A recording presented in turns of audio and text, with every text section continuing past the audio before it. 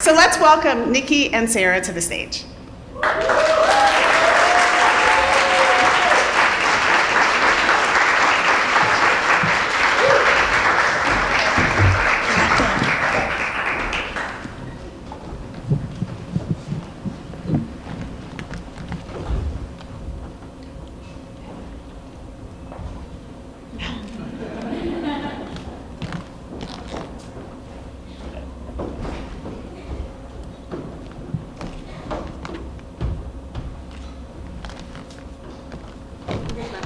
Just kidding.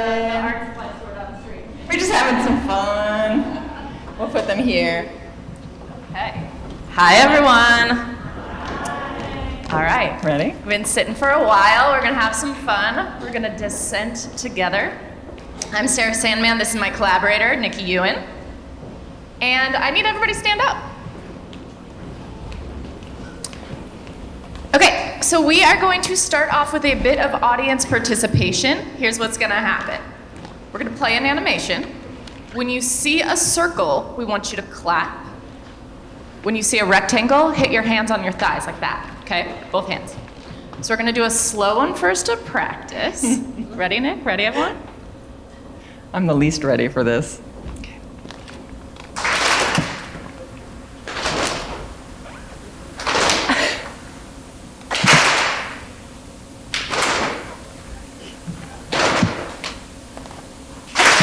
Oh, no.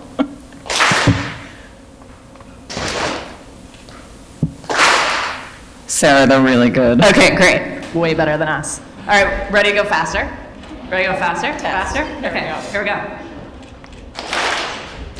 Oh.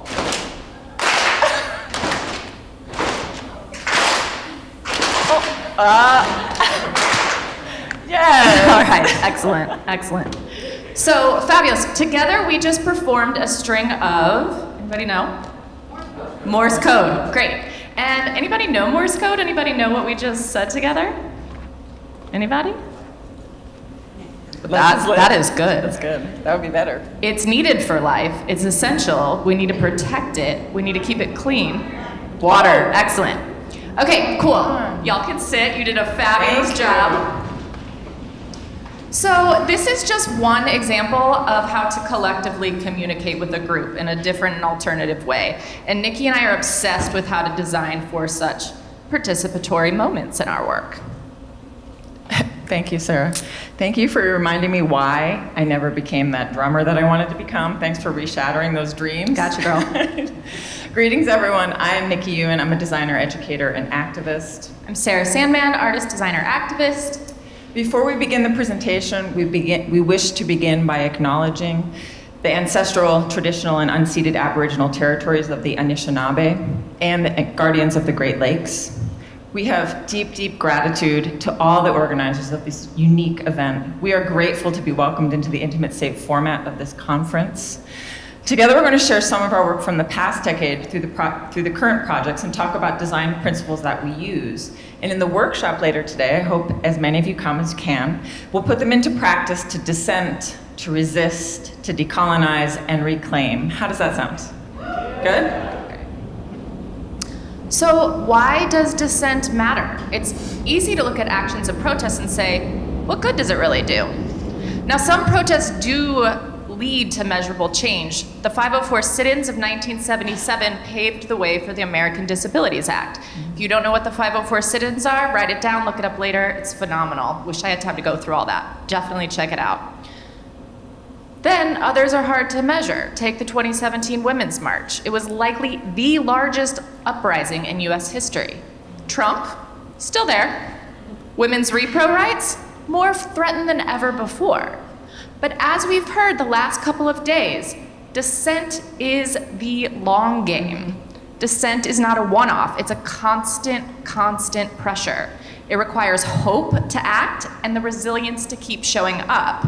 And so as activists, many of you probably know, it means tagging in and out with other activists so you can survive this work. At this point in our work, we've defined 5 principles that we work with. And now to make this useful in the presentation format, we've separated them into individual slides, concepts, and definitions. But we also want to acknowledge that like people, like societies, and the change they seek to serve, the principles intermingle and work together. They're not actually separate. In many cases, they overlap. They're like dials on a complex control. They are amplified at different times, and they're quieted until they have the effect that's necessary. And some of this, which for all of us as designer control freaks, some of that's out of our hands. But we can work towards design for dissent that embodies inclusions, embodies equities, representation, community, and joy. Let's jump in. First principle. So this is designing for reducing barriers of entry. Many of the participants we met in our projects, especially over the last 2 years alone with Brick by Brick, had never done any type of resistance or action. They were showing up for the first time to be with us. So it became clear that a lot of what we were designing for was accessibility in many forms. So reducing the barriers of entry for participants not only allows for higher rates of participants, but also for a diverse set of voices and abilities and actions. Sarah's going to introduce the project we both co-direct called Brick by Brick. We've been saying Bic by Bic as we've been practicing, so I'm really glad I didn't say it. I'm gonna get that out of the way. Brick by Brick, which we'll use throughout as a framework for this. So in 2016, the women in my life particularly seethed with anger at the sexist language in US politics. Not like this is new, right? I could feel the pain and rage, especially in those of us who have experienced sexual violence. There was, of course, the infamous grab him by the pussy, but other heinous statements have come from Trump's mouth now and throughout his career. There was blood coming out of her eyes, blood coming out of her wherever. I've said if Ivanka weren't my daughter, perhaps I'd be dating her. As long as you've got a young and beautiful piece of ass. A person who is flat-chested is very hard to be a 10. Must be a pretty picture, you dropping to your knees. So in response to this, I mean, we were all on Facebook alone, angry. I wanted to design an experience that could turn all of our anger and put it into action. Trump's exclusionary build the wall message became a visual symbol to subvert. I had this harebrained idea to build walls of women against Trump. And so I brought together some of my favorite minds, and together we launched Brick by Brick. Brick by Brick is a public art performance that builds human walls against misogyny. We made some deliberate design choices. So jumpsuits are traditionally a uniform for workers or the people. And then the brick pattern connects individuals to one another, almost like a human billboard. The choice of black and white was an acknowledgement of mass incarceration. And then we added colorful brick patches which bore the misogynistic language of Trump. Placing these divisive words on our jumpsuit was a symbol of our resistance and determination to maintain control over our own bodies. When standing in wall formation, we hold silent space. So relating back to this principle of designing for reducing barriers of entry, staying silent was actually not our original idea. We had started shouting, we were running, we were chanting, but we found that many of these new activists were protesting for the first time. They were uncomfortable with public chanting. And so here, at our first wall on the steps of the Philly Art Museum, we decided to try a period of silence together. And it landed, and in fact, it was even more powerful and our message even louder. Another design choice was to have vests for anyone that wanted to stand with us. We wanted to invite more people into our action. Originally, our suits were only for those that identified as women, but we opened it up to all gender identifications. But we opened it up to all gender identifications. With that, we needed to get more sizes, so we made suits ranging from extra small to 2XL to fit as many body types as possible. We also created stickers so passersby could extend the wall but still be united with a brick by brick visual. Some of our most active performers are first-time activists, many former students of mine. Meet Tasia, Eddie, Versace, and Jessica. They are now part of our leadership team as deputies. Or, my favorite way to reduce barriers of entry is to involve your white Midwest dad from St. Louis, who's never been an activist before, and iron the suits before the deputy's photo shoot. Go, Papa Sandman. He's good. I mean, literally the reason I have the last name Sandman, because that man adopted me, so he's good. He's good. A little over 10 years ago, Sarah was a grad student in graphic design program at Rhode School of Design, and I was in my second year of teaching in the program. I'd been advising Sarah and her classmate Melissa Small on projects centered around social justice. They approached me about doing a tandem graduate thesis. What? In other words, imagine this, the biggest group project you've ever done in your professional education career and a thesis combined. For me, win-win, absolute dream come true question. I wholeheartedly supported it. This was a game changer for me as an educator. It's almost what I didn't know. So a collaborative thesis had never been done before at RISD. And this is a form of dissent, or I learned through the process that this was this form of dissent as a reduction of a barrier. Sarah and Melissa said they didn't have to work hard alone. They could work hard together. When graphic design students study design history, 99% of what they learn is about the famous old white man designers who made things in Europe and the USA in the last 100 years or so. Very, very rarely, as you know, do they ever find out about what went on in Africa, Asia, India, South America at the same time. Never do they hear about the design work of indigenous peoples. We all know that when it comes to an inclusive history, graphic design history needs some serious help. In this Instagram post, Brandon Waybright took a survey of the longest standing graphic design history book, Meg's History of Graphic Design. As you can see, of the 244 designers represented, 19 are women and 2 are peoples of color. Yeah, I know, it's like a scary laugh, right? And this is known to be, get this, the most inclusive of the common history texts in our field. I know many in this room are working towards creating these inclusive pedagogies. I'm also the faculty co-chair at Vermont College of Fine Arts MFA in Graphic Design. 8 years ago, we founded this cutting-edge program. The 2 founding principles that ran in the face of common practice in the academy are that we all earn the same amount of money, and we all know that. And we had a majority of female founders, which was also unheard of in founding graphic design programs. So our accredited MFA program has no curriculum, it has no lessons, and it has no syllabi, because the students author their own study plans. They work one-on-one with faculty advisors in these 6-month semesters, and also, get this, it costs half of what other MFA programs cost. Students don't have to leave their jobs, their homes, or their families to pursue an MFA. This is Dissent as academic program building. Okay. Thank you. That gives me shivers to the faculty and what we've done, it really does. So this is a syllabus from one of my experimental and foundation study studio classes at RISD. One of the ways we can teach young designers to design well, design respectfully, design consciously, design for betterment, right, is to create the space that they can trust to learn in. And I find that the syllabus is a tool that absolutely accelerates this. It stipulates the original agreement between the knowledge, between the professor, between the student, and it holds the students and the faculty member in account in that learning community.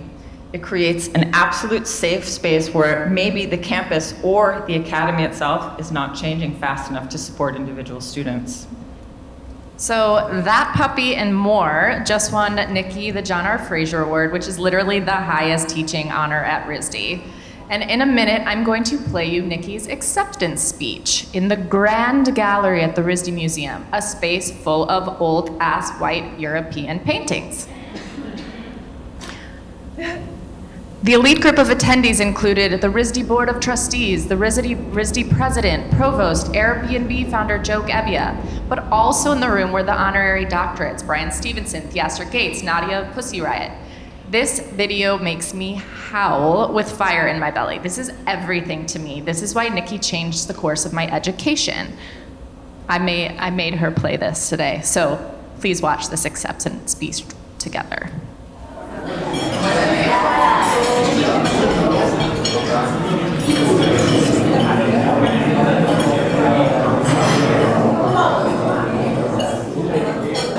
We are a premier design school. Design is better. RISD, what are you doing to your best teachers? RISD Professor Dr. Claudia Ford was honored with this award last year and is currently packing and leaving after 11 years of service at RISD. I'm also leaving for another institution after 13 years of service. Though I am truly grateful to receive this honor, I also see it as a kiss of death. Adjunct faculty are repeatedly passed over for often younger, less experienced, full-time hires or art stars. Often enough, those new hires don't thrive, they don't stay. We are a premier design school. Design is better. RISD, what are you doing to the heart of our institution? What are you doing to our students? Please examine the rigor. The rigor I see in the experimental and foundation study studios can also be defined as pain and fear. It becomes debilitating to some students and life-threatening to others.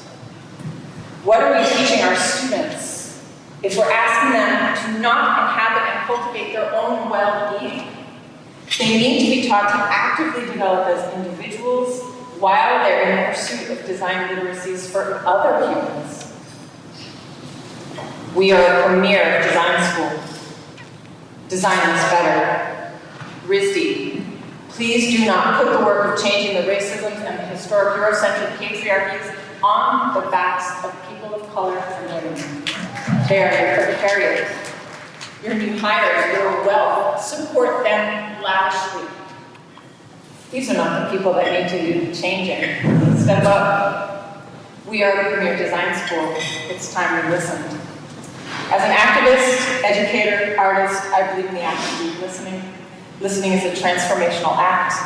And I've listened to the students, I've listened to my colleagues, I've listened to myself, and it's time for change, Lizzie.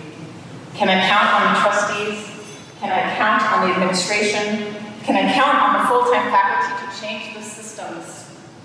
Can I ask my fellow full-time faculty to design better bridges to the part-time faculty? I can ask. Thank you to the Fraser Award Committee members, I accept. I will continue to do our vocation proud. I will serve the students that come to my classroom as they are, not as I might wish them to be. To my fellow honorees, thank you for your service, your bravery, your inspiration. I thank the lineages of my learning. I thank the lineages of my teachers. I thank the ancestors. To those ancestors not mine, I say thank you for gathering. To my ancestors, I say thank you because they put hospitality and generosity and love in my blood, and for that I'm eternally grateful. Because of them, I have the freedom to choose education and the memory to know whom it should serve. I thank my daughter, my beloved Rocket.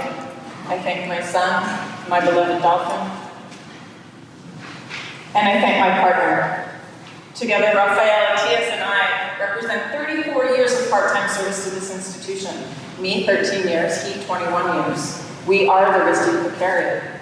Somehow we have made it work. It has not been easy. And as I part ways, I hold the bitter and sweet on my tongue. I exit with gratitude and I insist on radical change and hope for a better tomorrow, for a better community that I leave behind. We are a premier design school. Do better, RISD. Lead the way for your educators, so they may better serve our students, so they may better serve the world. You're welcome.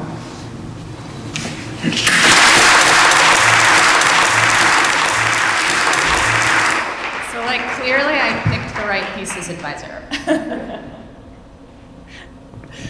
When we founded the MFA program at Vermont College of Fine Arts, VCFA, we recognized from the first week that as educators, we had to heal the pedagogical damages that we had withstood as students and educators. Some of those damages were happening at the very same time that we were founding the program at the other institutions that we were teaching at. This is what the Love Lab is. This is a long-term, multi-month, maybe multi-year, maybe multi-decade workshop, and it's a collaborative, reparative space for healing educators. A space where we can stop the rigorous pace of the academy and learn to talk, and learn to trust, and learn to listen, and learn to challenge the over-performance of certainty. This is where we erode the exclusions of the academy, the ones that the academy perpetuates, one educator at a time. All right, we got 5 principles. We're on 2. We're going to keep going. Designing for accessible replication. So creating visual systems that are easily replicable, Creating visual systems that are easily replicable democratizes messages and gives ownership and authorship to a group over individual gatekeepers. So one of the turning points of Brick by Brick was when Nikki reached out to me to see if she could borrow some suits and organize her own wall in Vegas and Providence. This is when the movement really kicked off. We created a lending library where we sent kits to self-identified leaders across the country. They built walls in their own communities. These are just a few images from various walls that happened before the election, and now dozens and dozens have happened since then. We've had walls in states across the country: Texas, Missouri, Ohio, Virginia, Louisiana, Michigan, Rhode Island, Tennessee, Vermont, and so on. And we want to give a shout out to other movements. In September 2014, the Umbrella Movement started as a spontaneous social movement for democratic development in Hong Kong. Umbrellas were originally used to block hoses and tear gas, but soon they became the movement's visual symbol. This everyday household item was easy to get, and so the visual was easily replicated. Holding up your shoe at someone is considered an insult in the Arab world. So you all may have seen this when an Iraqi journalist famously hurled a pair of shoes at George W. Bush, at a press conference in Baghdad. So the raising of shoes became a unifying visual during the Arab Spring uprisings. And then there's the Yellow Jackets movement in France. This movement is motivated by rising fuel prices and high cost of living. The yellow safety vests are easy to find and inexpensive, and they are the visual representation of the working class. So the visual spread like wildfire. Now we're at principle 3, designing for unified individualism.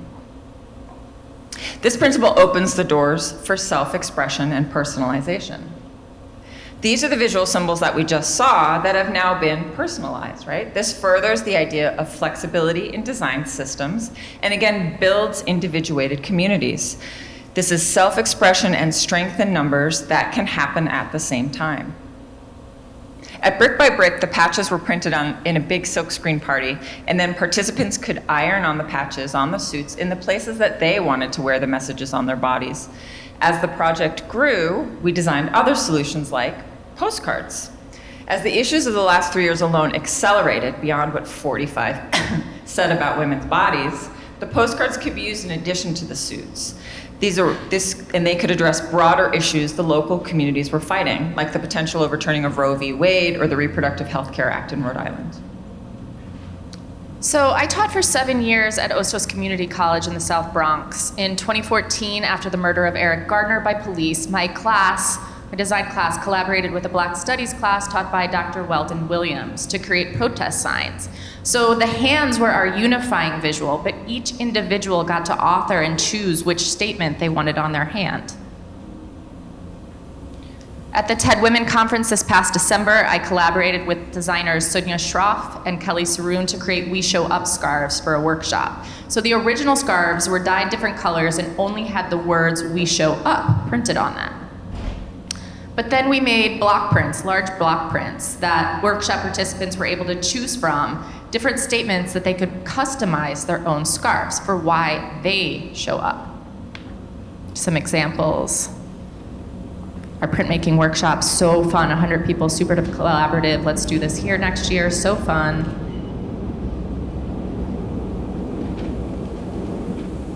Okay, principle 4, designing for spectacle and therefore media dissemination.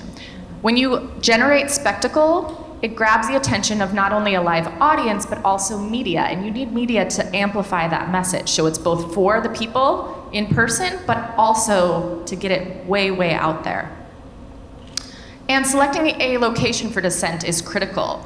So Brick by Brick organizers across the country have chosen sites that amplify the messages of their own communities. For example, the St. Louis Courthouse, site of Dred Scott versus Sanford case, the Woolworth's lunch counter in North Carolina, site of the Greensboro sit-in, the LA Trump Golf Course, the Robert E. Lee Monument in New Orleans, and of course the White House, and then the Congress building during the Kavanaugh hearings. So this is inside Trump Tower on Fifth Avenue in NYC. Trump wanted to build his tower even higher, surprise, and therefore he had to designate a portion of the building to public space. So if space is public, it also means it can be used for public dissent. And as you can imagine, this brought some media attention. By the way, y'all can do projects in the Trump Tower. Like, talk to me, whatever you want to do, you can do it in the space, it's legal. So the spectacle of brick by grip. I know. Grip by grip. Grip by grip, brick by brick. How tired. The spectacle of brick by brick has grabbed the attention of the New Yorker, CNN, Washington Post, Al Jazeera, Univision, HuffPo, blah, blah, blah, blah, right? We've gotten some media and we're super proud of this. But the best part, which may seem counterintuitive, is that unlike this New Yorker article, we never get cited or get credit. And that's amazing because that means this visual is bigger than us. It's about a collective statement, much larger than us. We don't need our name stamped on it. It happens in the public space, and these visuals therefore belong to the public. I wonder if anybody had seen these images anywhere before they learned that we were going to be speaking here. Had anybody seen them come up in news feeds? One. Okay. Two? Okay, thanks. So this is a shot of our music director, Jess Brown, at the first Women's March in 2017. It became one of the main media images of the Women's March, and it has appeared all over the internet and documentary videos. We'll talk about her in just a second. But so heck yeah, Shonda Rhimes and Tracy Ellis Ross blasted us out on social media, and we're like, this scrappy art project, we're super stoked about it. And then a friend randomly texted me from Mexico in January. He stumbled upon this retrospective of a Mexican journalist in Oaxaca, and a photo just happened to be in the exhibition. So people have told us they've seen images in the slideshow at Sundance, women's conferences in DC. They're their own living, breathing entity. Last week, one of our Bricksters had watched the most recent episode of Grownish. And in the episode, Yara Shahidi, character Zoe, gives a presentation, and this is her presentation to get into fashion school. And so here's an example of brick by brick. We had no idea, and it was so fun for so many of our activists that are featured here to be on the show, right? So I think it's kind of common for designers, creatives, to feel that some of their best work doesn't leave their desktops, doesn't leave their sketchbooks, or their brain for that matter, right? Do you agree? Yeah, right? It's all somewhere but not out there in that sense that we think it's important, right? But this is one of those projects for me and Sarah. We wanted to show that. In 2018, we were approached by two agencies that we can't name at this time to design a nonviolent direct action that called out advertising agencies in Europe that market tobacco to young people. So those advertising agencies were set to receive awards for their work at the Cannes Lions Film Festival in France. So we thought it would be outstanding as a spectacle to get ourselves in front of the red carpet cameras in big dresses with golden hats and gold jewelry, except as we walked past the cameras, the photos would capture the anti-tobacco messages hidden in the trains of the dresses. The large golden breastplates would be noticed because they have the agency's names on them. And the hat was actually a golden mask of a lion, the Cannes lion, with an oxygen mask on it. So, like I said, it never happened, but because the agency, one of the agencies got cold feet. But even conceptualizing this idea felt like energy and joy to the other work that we were doing. So, principle 5, we made it. Designing for collective joy. So I recently read that the Emma Goldman quote that I love so much, that goes something along the lines of, if I can't dance, I don't want to be part of your revolution. If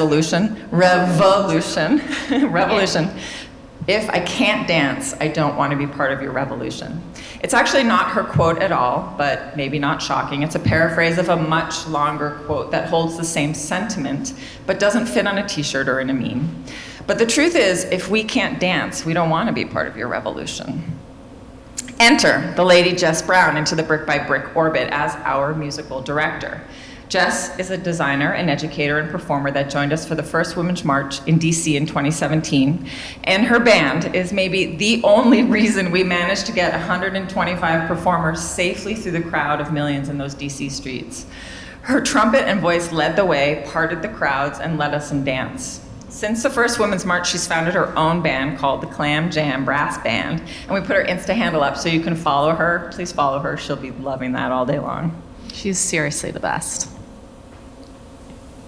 So in 2008, I organized a community bike ride in Providence in support of Obama. By traveling a route designed to spell out our message, we engaged in a form of collaborative communication. So this is uniting 3 very different neighborhoods in Providence, Rhode Island.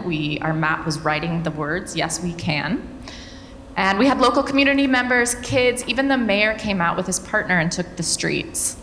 And it remains one of the happiest days of my life. We were full of hope and we were excited, and it showed in the streets. Shouting, chanting, cheering. This is public joy, collective joy. We can also have joy in the streets together. Our current project is called Aqui Aqui. The action we are planning will take place during the week of American Thanksgiving, and it will take place here at the border between El Paso, Texas and Ciudad Juarez, Mexico. This is the view from Mexico over the border wall looking into the US and at the start of the Rocky Mountains in Texas. The location in Mexico is a park called El Chamizal and is a long contested piece of land that was once Mexico, then it was claimed, grabbed by the US, and then early last century it was given back to Mexico in a magnanimous gesture. It's a piece of land that over time has been both countries. Being of both countries is a sentiment that we heard many times and was expressed to many people on our team when we visited last month. Aqui Aqui, or here, here, refers to the complex story of border, the sister cities, historic trade routes, families split up, and communities recovering from violence and drug trade. Aqui Aqui is a project in collaboration with a local community center called El Punto.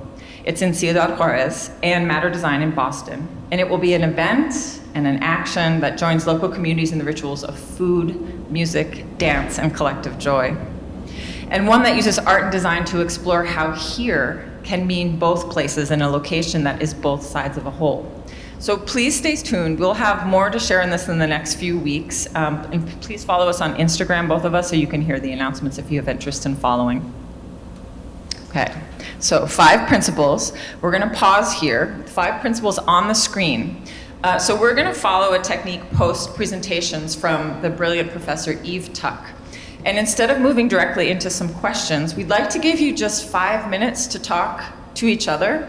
It's a great time to formulate a question, reflect a bit, discuss a certain point that excited you or didn't excite you, and take the time to reflect and share thoughts with each other after you so generously sat and listened to us. And if there are any topics that want to be discussed, we'll be happy to talk further. Thank you.